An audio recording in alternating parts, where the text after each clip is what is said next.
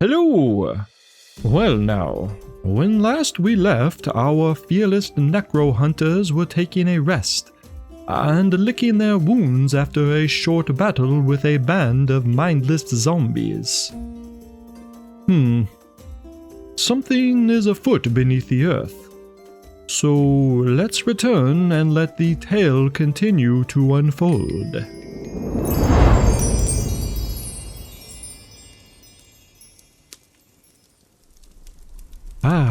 Here we are. A man and his bird.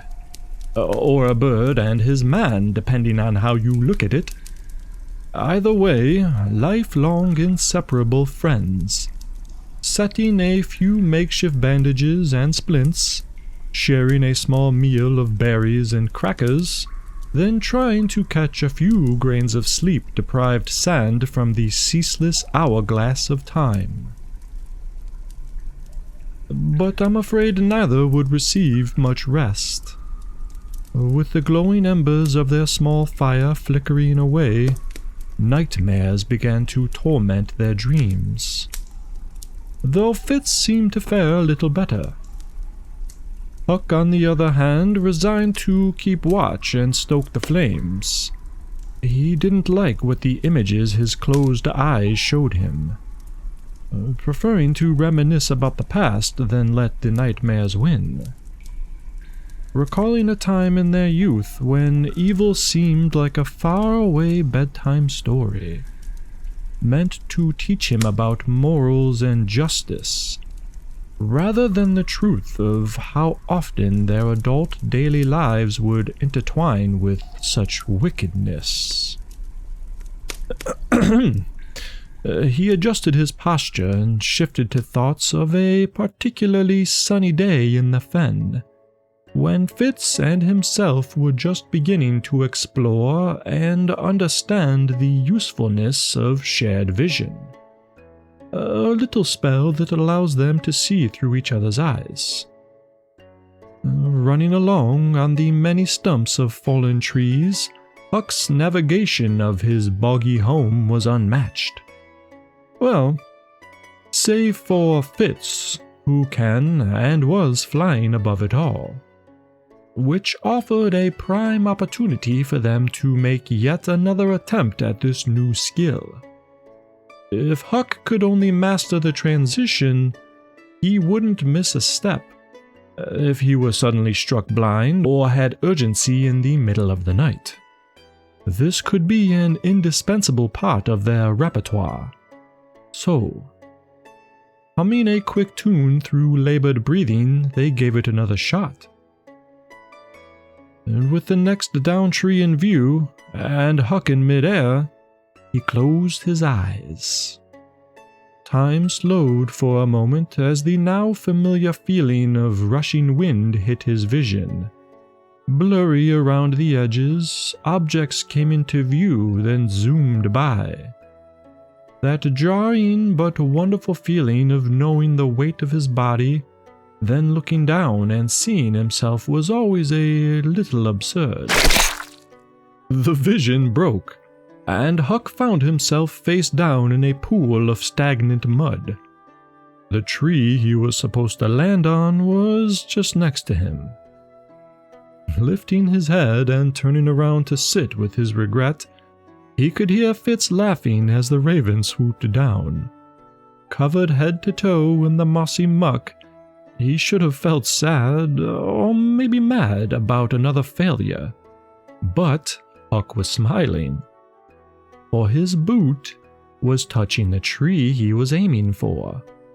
A slight improvement, and Fitz's laughter was infectious, which finally put him at ease as he drifted off to sleep.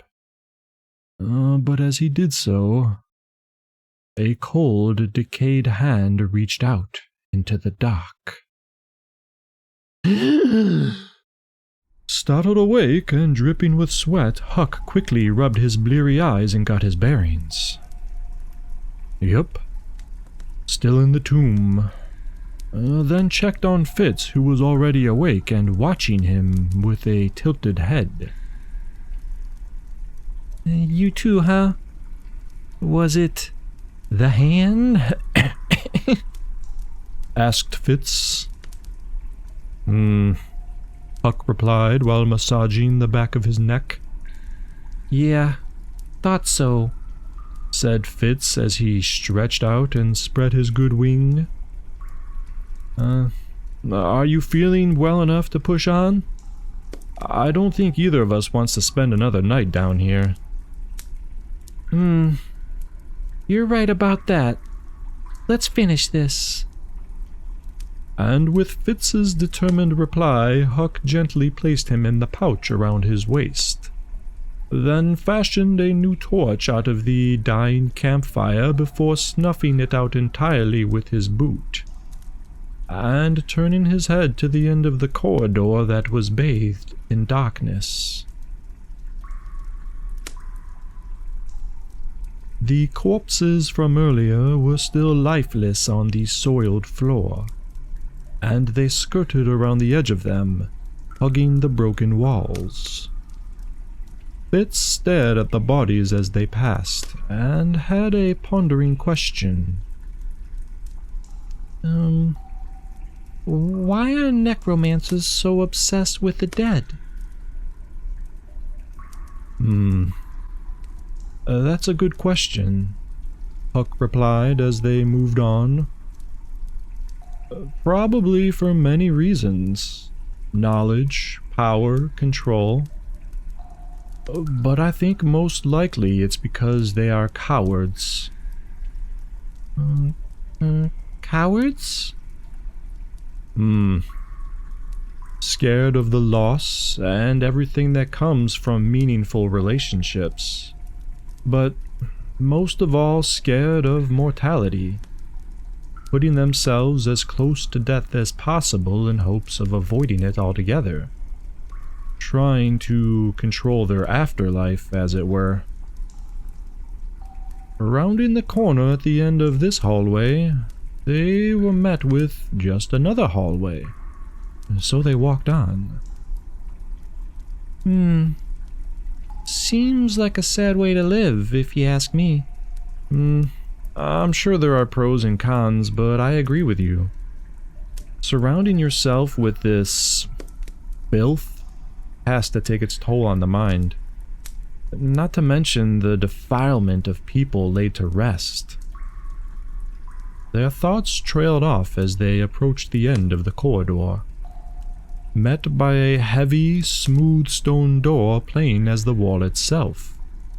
It almost blended in. Placing an open palm on it, Huck traced the outer ridge, searching for a handle or mechanism, but quickly pulled it away.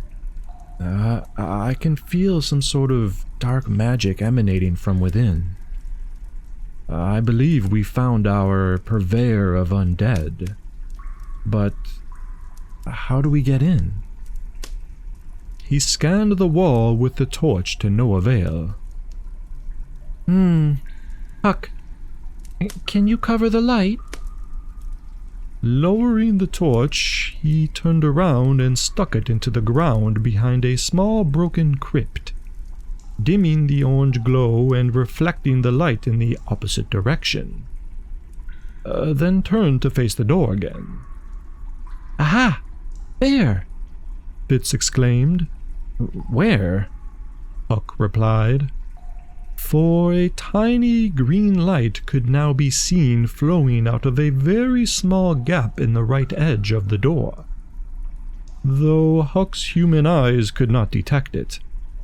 Fitz's more sensitive optics could. Can you set me down for a minute? Huck nodded, and scooped out Fitz, then placed him on the ground. The raven shook his feathers, rotated his head around a few times, and hopped over to a small pile of old rags. Using his beak to rifle through the discarded things, he emerged with a very small twisted bone, almost like a toothpick of sorts. Then looking up at Huck, spoke through a gritted beak. Okay, can you pick me up and hold me where I point you? With a raised eyebrow, Huck did as he was told, and moved Fitz close to the door, then to an area close to the edge. Okay, hold. Watching closely, Huck observed as his friend turned sideways, then shoved the little bone into the small hole that he wasn't able to notice earlier, twisting it around until a barely audible click sounded, and the door moved ever so slightly. Where did you learn this trick, you little burglar? A sparrow. A sparrow, Remind me to ask you more about this later, but nice job. He gave Fitz a rub on his head, then placed him back in the pouch, and took a breath. Oh, you ready? Fitz replied, and with that, Huck unsheathed his hunting blade once again, then grabbed the edge of the door with his free hand and pulled.